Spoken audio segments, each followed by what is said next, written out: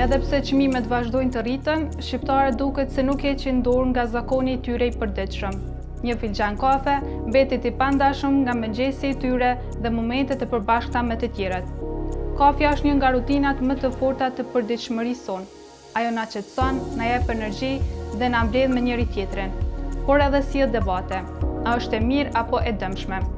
Studimet thonë se kafja mund të mbrojë zemrën dhe trurin, fal antioksidantëve që zvoglojnë inflamacionin. Por tek personat me ankth, ajo mund të shtojë shqetësime, ndaj kufet janë të rëndësishëm. Në Shqipëri dhe në Kosovë, kafja është më tepër se një pije. Është traditë, shoqëri dhe një moment për të ndalur kohën.